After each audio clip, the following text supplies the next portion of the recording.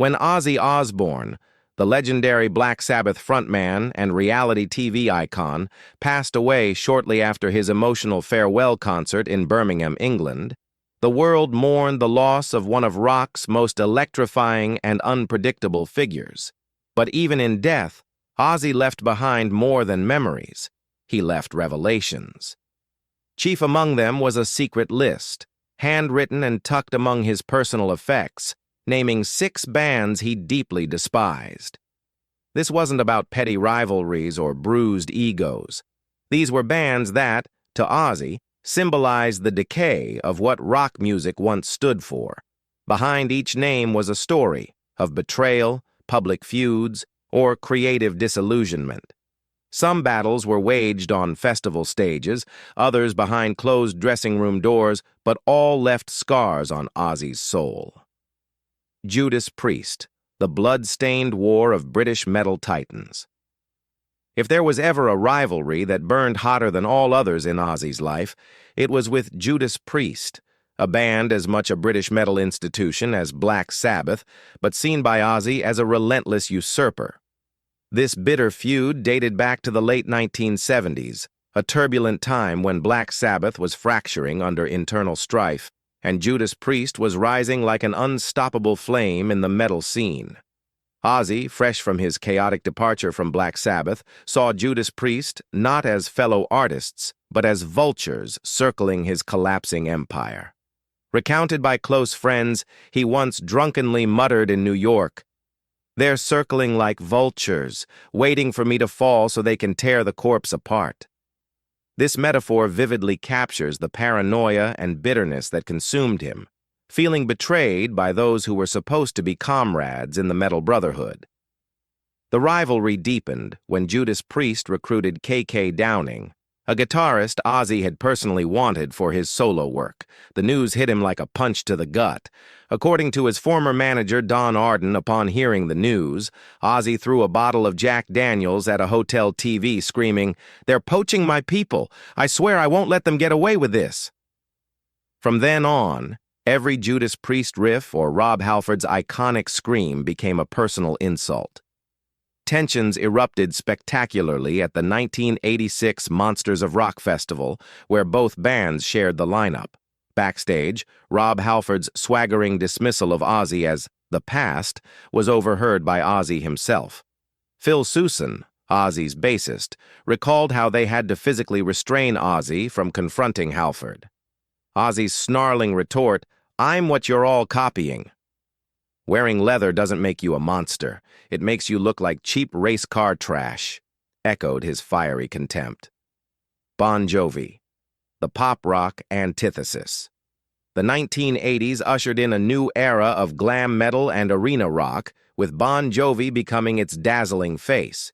To the masses, John Bon Jovi was the embodiment of the American dream, youthful, romantic, and radiating charm on stadium stages.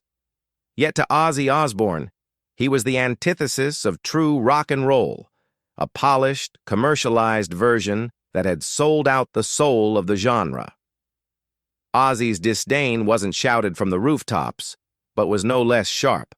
Backstage, icy glares and biting remarks painted a picture of a man who saw Bon Jovi as just dentists with guitars. One telling moment occurred during a 1986 rehearsal when MTV blasted Bon Jovi's hits in the dressing room. Ozzy reportedly sneered, "What kind of rock is that?" It's pop music in a leather jacket. The contrast between the two was stark. While Bon Jovi sang glossy anthems of love and hope, Ozzy screamed raw ballads steeped in pain, death, and existential torment. Ozzy, who had clawed his way out of Birmingham's industrial grime, viewed Bon Jovi as a symbol of rock's dilution into mainstream marketing. This tension reached a boiling point at the 1989 Moscow Peace Festival, an iconic event meant to bridge East and West through music. While Bon Jovi dazzled under fireworks, Ozzy watched from the wings, arms crossed and eyes cold. A crew member remembered him muttering, "If that's rock, then I'm the bloody Queen of England," before walking off when asked to join a backstage photo with the band. a silent yet scathing rebuke. Iron Maiden, the Ozzfest fallout. In the mid-2000s, Ozzfest had become more than just a music festival. It was a cultural phenomenon. Founded and run by Sharon Osbourne, it was a powerful platform that brought metal to the masses and solidified Ozzy Osbourne's and Sharon's reign over the scene. But beneath the roar of the crowd in 2005, tensions simmered just out of sight. Iron Maiden, led by their outspoken and fearless frontman Bruce Dickinson, was set to headline alongside Ozzy that year. Bruce had always been known for his candid nature and wasn't one to mince words. During a set at Ozzfest, in front of thousands of enthusiastic fans, he threw a sharp jab at the Osbournes. "We don't need reality TV to keep our names alive." The remark was an unmistakable swipe at the Osbournes' television show and Sharon's increasing influence over the festival. The crowd exploded in cheers, loving the raw honesty. But backstage, the atmosphere was anything but celebratory. Sharon Osbourne, known for her fiery personality and fierce protectiveness over her family and empire, was livid. Those close to the situation remember the moment vividly. Sharon slammed her wine glass down with a force that silenced the room, quickly calling an emergency meeting. "I paid that bastard to stand on my stage, and now he spits in my face." "Hell no," she reportedly declared. The price of fame. Behind Ozzy's fire. Ozzy Osbourne's life has been a whirlwind of triumph and turmoil. From his humble beginnings in the grimy streets of Birmingham to becoming the Prince of Darkness, his journey was marked by battles far beyond the stage. Addiction, health struggles, public scrutiny, and personal betrayal shaped him just as much as his music did. His feuds reflect a man who fiercely guarded the legacy of rock and metal, the raw, unfiltered emotion and pain that defined his sound and persona. To Ozzy, these rivalries were never just about personal ego. They were about preserving the soul of rock, a spirit he felt was increasingly at risk of being watered down by commercialism, fake bravado, and disrespect. Behind the wild, often chaotic public figure was a deeply human man, wounded by betrayal but loyal to those he trusted. His anger was real, raw, and sometimes devastating, but it came from a place of passion and love for the music and culture he helped create. As Ozzy's days on stage drew to a close, his stories and grudges serve as a reminder that rock is more than just noise. It's a testament to survival, authenticity, and the fierce, sometimes painful, fight to stay true to oneself, even when that means burning bridges. Sharon Osbourne's vengeful fury, the Iron Maiden egg. Incident behind every great rock feud often lies a story of wild emotion and personal vendettas.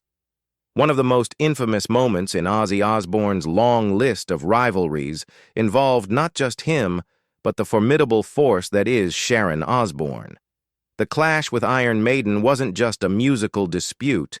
It became a legendary backstage war that still echoes through metal lore. It all started on what should have been a routine night at Ozzfest, the iconic festival Sharon helped build from the ground up. The air in San Bernardino was thick with tension, the kind that feels like an impending storm.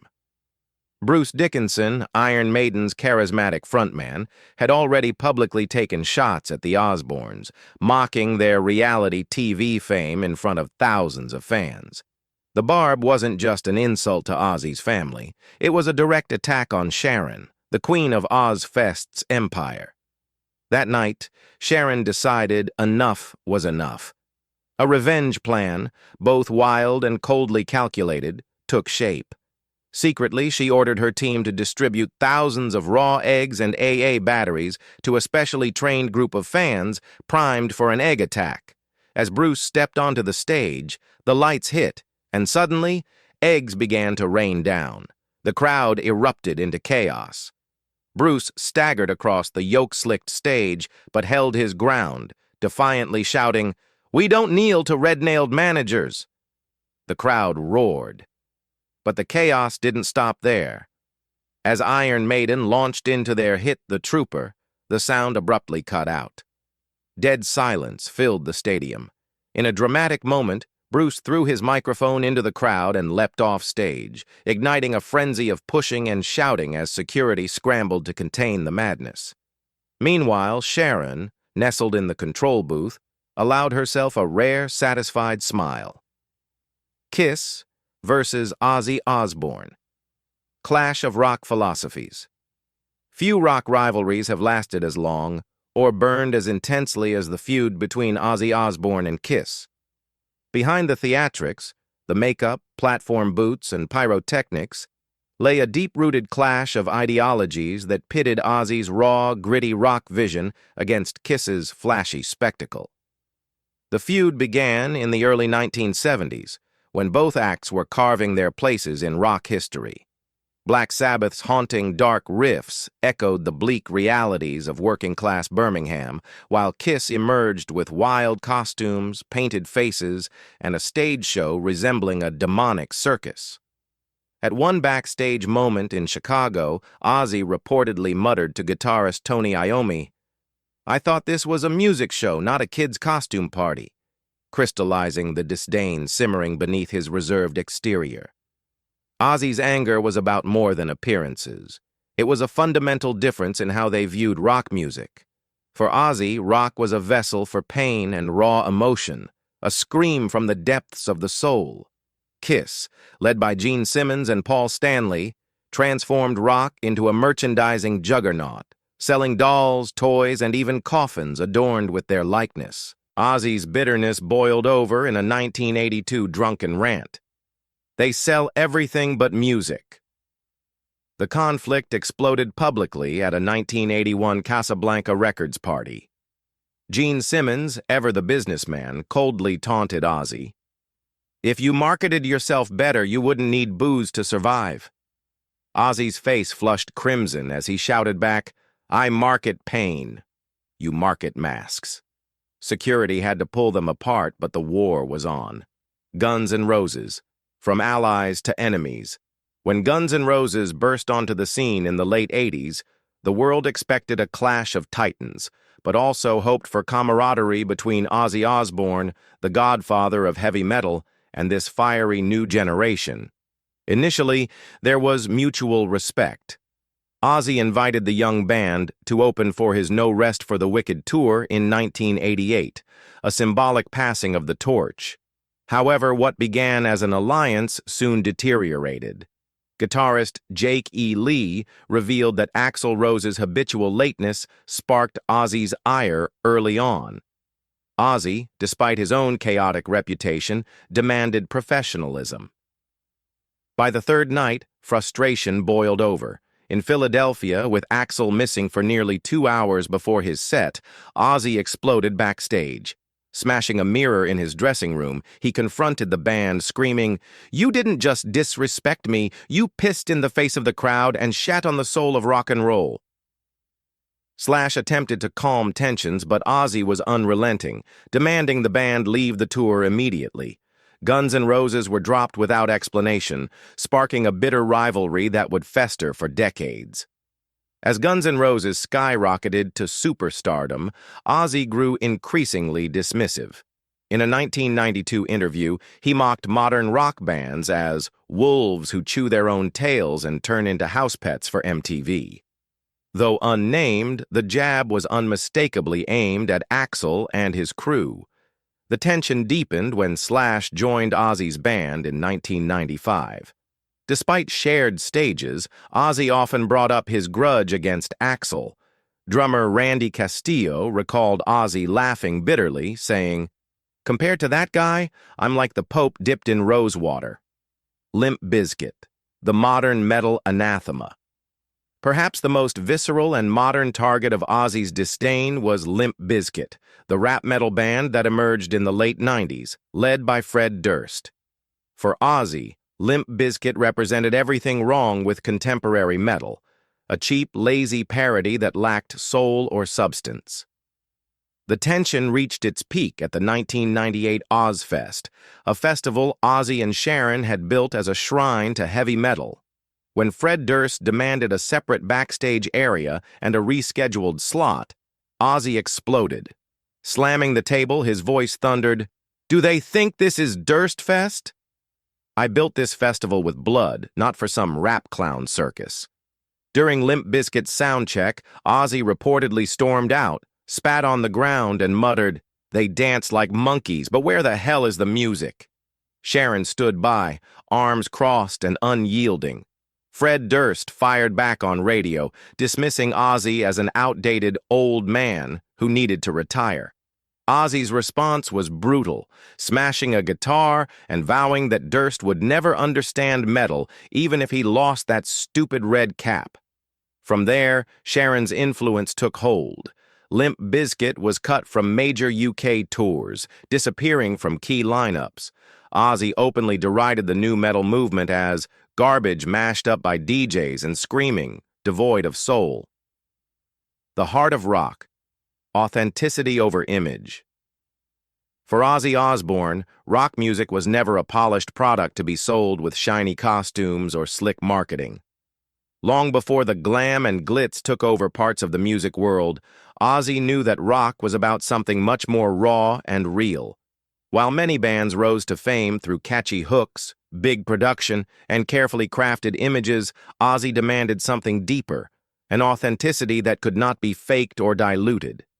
His disdain for certain bands wasn't born out of envy or petty rivalry, but from a fierce belief that rock music must remain true to its roots, honest, unpolished, and fueled by genuine emotion.